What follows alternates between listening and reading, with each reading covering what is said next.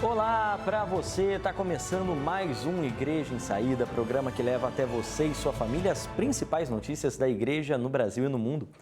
Que bom ter a sua companhia nessa quarta-feira e a gente começa o programa de hoje direto com notícias da nossa igreja, principalmente aqui do estado de São Paulo, porque acontece no mosteiro de Itaici, em Indaiatuba, no interior do estado, a Assembleia do Regional Sul 1 da Conferência Nacional dos Bispos do Brasil, a CNBB. Quem acompanha esse encontro e traz todas as informações dele para a gente ao vivo é o repórter Leandro Oliveira. Leandro, seja bem-vindo ao nosso programa. Tudo bem, Guilherme? Bom dia para você, para todos que nos acompanham no Igreja em Saída de hoje.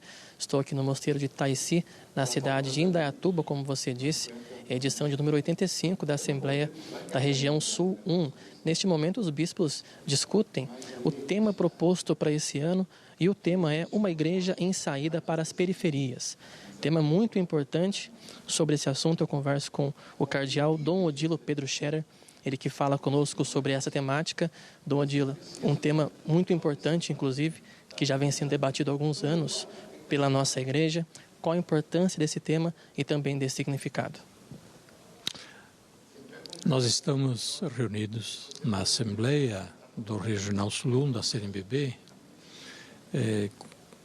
na Assembleia Anual, retomando temas que já vêm sendo refletidos, sobretudo esse tema que naturalmente vem da Conferência de Aparecida. O Papa Francisco depois colocou esse tema no centro da sua exortação apostólica Evangelii Gaudium e novamente foi reproposto nos 15 anos da comemoração de Aparecida e, sobretudo, na Assembleia Eclesial da América Latina e do Caribe, que se celebrou no final de 2021. Disso saiu um texto, um documento com as propostas dessa Assembleia Eclesial, que justamente diz isso, uma igreja em saída para as periferias.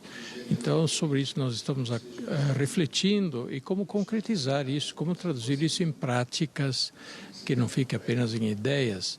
E esta é a questão, o constante desafio de nós passarmos das ideias, que são bonitas, para as práticas que de fato renovem a vida da igreja. No fundo, é sempre essa questão que está sendo proposta à igreja. Ela precisa ser mais missionária, efetivamente missionária, e se renovar por dentro. Não basta apenas renovar estruturas, é preciso renovar-se nas atitudes.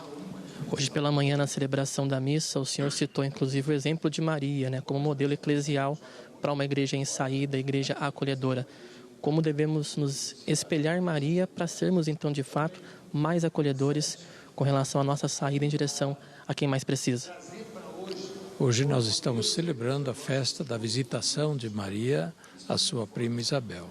É uma festa bonita que lembra exatamente Maria que visita, Maria que leva Jesus ao encontro da família de Zacarias e Isabel, e a alegria e a transformação da vida daquela família mediante a presença de Maria que leva Jesus. Maria evangelizadora é a imagem da igreja missionária, da igreja nas casas, que transforma as vidas, que leva a alegria do Espírito Santo.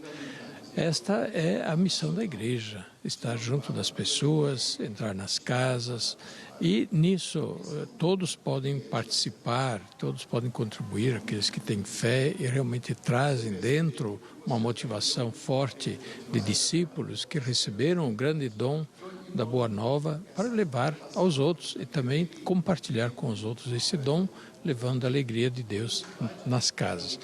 Esta é uma questão que está em curso também nos planos aí de pastoral da CNBB, nas diretrizes da CNBB. Agora, como traduzir isso em prática? Como ser uma igreja em saída de fato? Maria nos dá o exemplo. Levanta-te, vai ao encontro. Não espere sentado, que as pessoas venham. Onde tem uma situação, uma necessidade, alegria, o sofrimento, tem pobreza, tem doença, tem luto, vai ao encontro. E assim partilha a alegria da fé e ao mesmo tempo ajuda essas pessoas. Para concluir com o senhor Dom Odilo, quais são os desafios para uma igreja que atua em grandes cidades, como é o caso, por exemplo, da capital paulista, São Paulo? Desafios são os mesmos que se encontram em outros lugares, só que o desafio é do volume que aumenta muito, né? A grande cidade apresenta os problemas em volume muito maior e de maneira muito concentrada. E, é claro, aí aparecem mais os desafios, aparecem mais os problemas, mas são os mesmos que se encontram em toda parte. E o desafio acaba sendo maior para nós ter a coragem de fazer o que precisa ser feito, o que a igreja chama então uma conversão. Nós precisamos mudar de atitude, ter a coragem, tomar a decisão de fazer o que precisa fazer. Maravilha, muito obrigado ao senhor pela sua entrevista e também pelo seu tempo. Uma boa assembleia para o senhor. Fique com Deus. Muito obrigado. Uma saudação a todos. Maravilha, então. Com relação à votação, porque essa também é uma assembleia especial por se tratar de uma assembleia eletiva, né, que acontece a cada 4 anos. As votações, as eleições acontecem no período da tarde, em 2 turnos.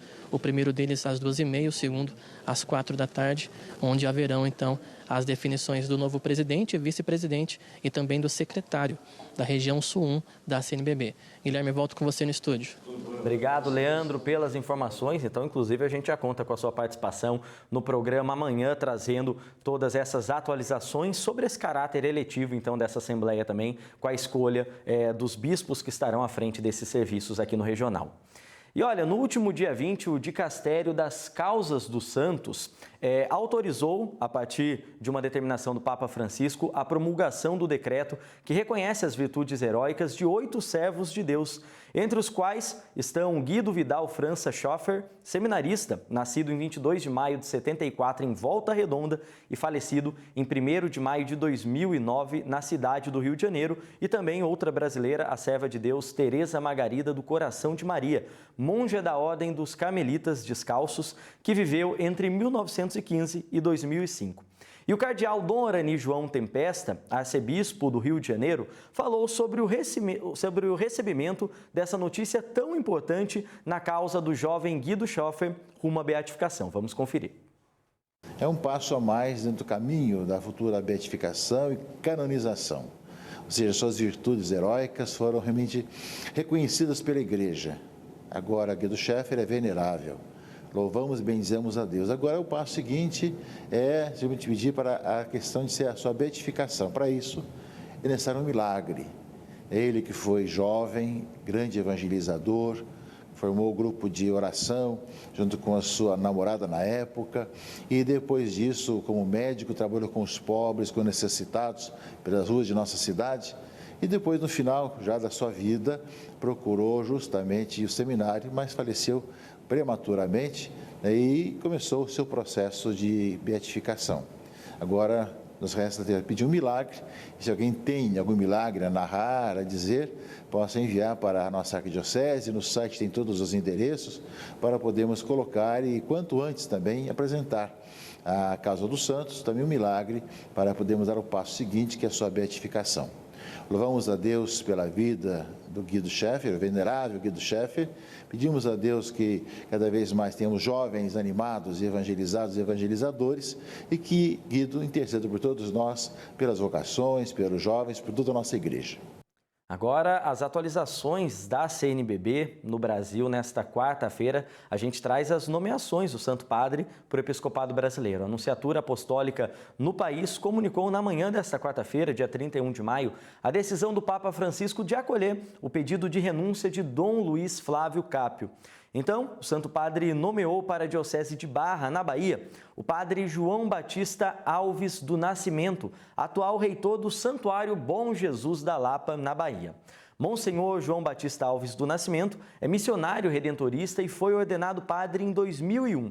Entre as funções que exerceu em seu ministério presbiteral estão a de superior vice-provincial da Bahia, de 2011 a 2014, formador de seminaristas de filosofia em Pituaçu, em Salvador, e a de reitor no santuário, na capital baiana da fé, desde 2019.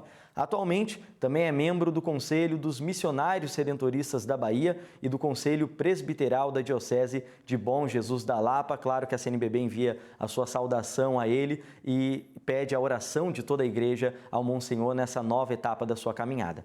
E Papa Francisco também nomeou o novo bispo da Diocese de Amargosa, na Bahia, vacante desde agosto de 2021. O eleito foi cônego Juraci Gomes de Oliveira, atualmente vigário-geral da Arquidiocese de São Salvador da Bahia. O religioso foi ordenado presbítero em 1990. Na capital baiana, foi pároco, administrador paroquial, capelão, orientador espiritual do Seminário Central da Bahia, assistente eclesiástico para a renovação carismática e o grupo de oração Terço dos Homens, vigário forâneo e vigário episcopal. Antes do sacerdócio, atuou também na área da educação. A presidência da CNBB também enviou as suas saudações ao novo bispo e também pede a oração de toda a igreja, principalmente do povo da sua diocese, para essa nova etapa na sua caminhada. E a gente aqui do programa também deseja que seja uma caminhada dos dois bispos, uma caminhada que traga muitos frutos para a igreja, uma caminhada abençoada junto a esse povo ao qual eles vão receber então como pastor. Assim a gente encerra o programa de hoje. Agradeço a você pela companhia. Lembrando que a gente tem encontro marcado amanhã nessa mesma emissora, nesse mesmo horário. Até lá. Tchau, tchau.